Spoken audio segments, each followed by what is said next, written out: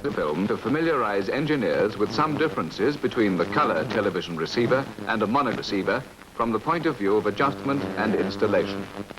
Viewers should not attempt to make any adjustments to the receiver other than by means of the ordinary controls provided. The film will be in 5 main parts: receiving the signal, preliminary checks and adjustments, convergence, reference white and grayscale, and general instructions to viewers, repeatedly throughout normal trade test periods. Part 1 deals with signal reception.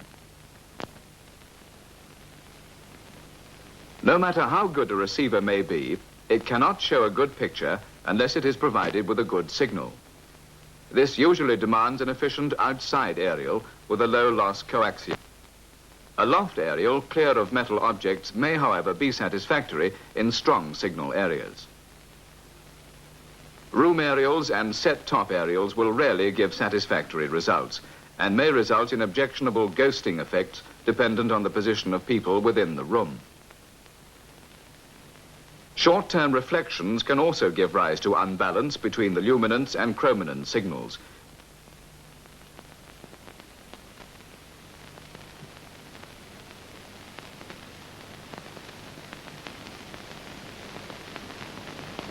Repositioning the aerial may give an improvement, and the rigid mounting of the aerial is also important. Aerial systems lead us into the effects of an insufficient signal. A noisy picture can be symptomatic of either a poor aerial installation or an area of low field strength.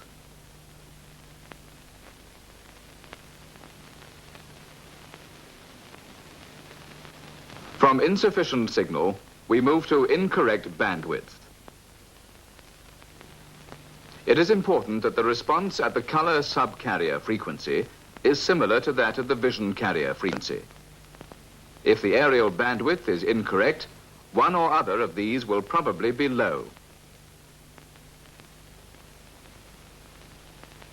An aerial chosen for the correct group of channels in your area should be used.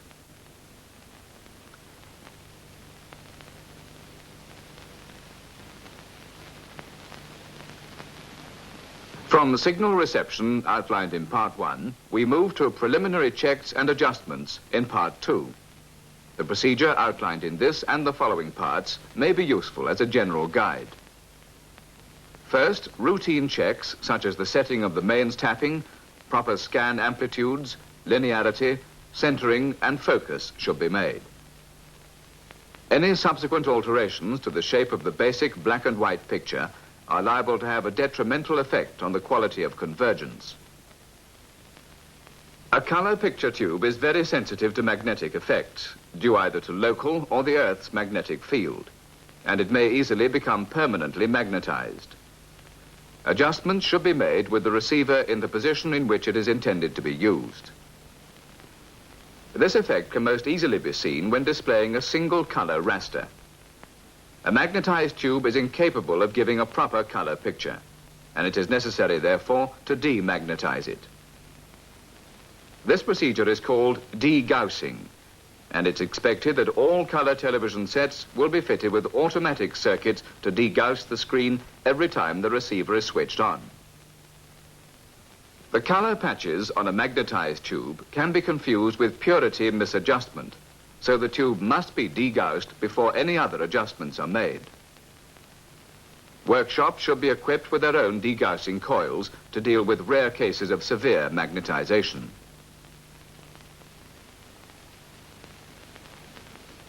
Lack of color purity occurs when the beam from any one of the guns, after passing through the holes in the shadow mask, falls on phosphor dots which belong to another gun.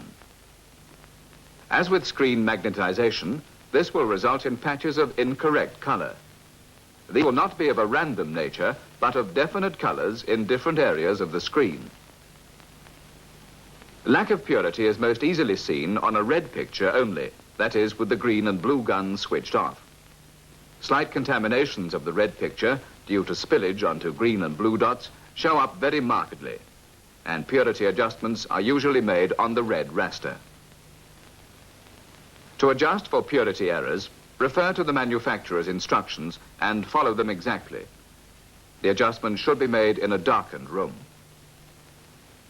This will usually involve the adjustment of the purity magnets and the yoke assembly mounted on the neck of the tube. Then checks should be made separately on the green and blue rasters and a final check with a white raster.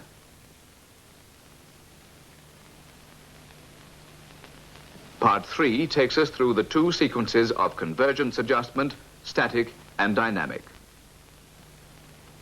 The shadow mask color picture tube constructs the complete color picture out of 3 separate pictures, one in red, one in green, and one in blue. It is essential that these 3 pictures register as accurately as possible. The registration can never be quite perfect, but it is possible to get results that do not show serious color fringing at normal viewing distances. This registration of the 3 color pictures is called convergence.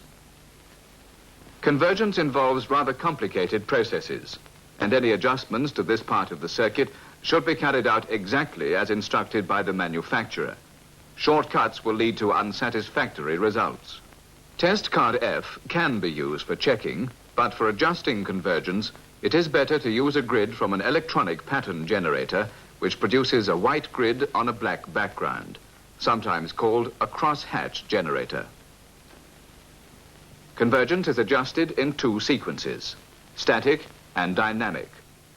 For the purpose of this film, the effect of lack of convergence has been exaggerated. In practice, the misregistration is likely to be small, and in many cases, no adjustment may be needed. The general outline of the procedure is as follows. For static convergence, switch off the blue gun, and using the red and green static convergence controls, adjust the red and green to give a yellow pattern at the center of the screen. Then switch the blue gun on, and using the blue static and lateral convergence controls, adjust for white at the center. Do not aim with the static controls for convergence other than in the central area. Dynamic convergence is the adjustment to give registration over the rest of the screen. This is effected by passing a combination of parabolic and sawtooth field rate. As most color sets will be dual standard, it will be necessary to carry out some adjustment on both.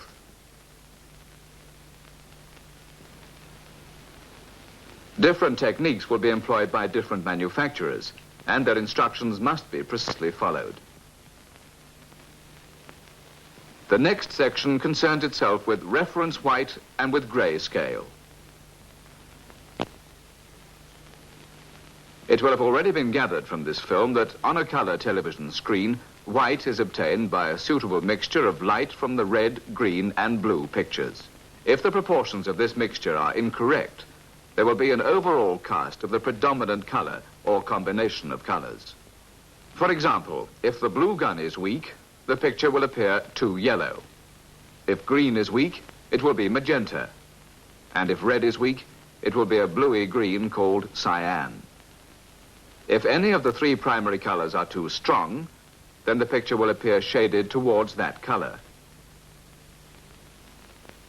For a properly balanced color picture, it is important that the receiver is adjusted to give the correct white. This white is difficult to show on film, but it has been standardized as illuminant C.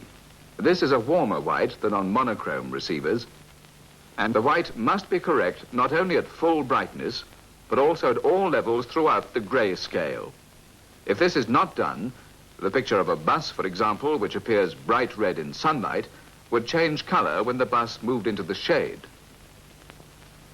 This is gray tracking, and because of the importance of getting the right adjustment near black level, it cannot be carried out in a lighted room.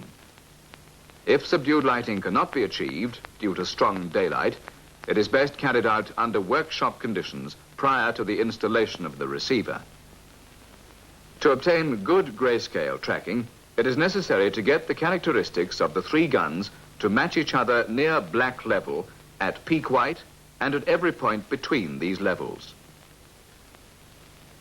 Manufacturer's instructions should again be followed exactly, a typical sequence being to align the cutoff points for the 3 guns, Then, by proportioning the drive voltages, to obtain illuminant C at peak white and as far as possible over the whole grey scale.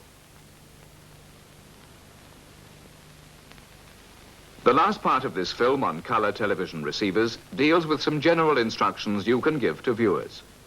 Before leaving the installation, it will be necessary for you to show the viewer how to operate the receiver, especially the tuning, if this is of the continuous type. The viewer should be advised on the best subdued lighting conditions and the best seat positioning for viewing. The colour control setting is likely to be very much a matter for individual taste.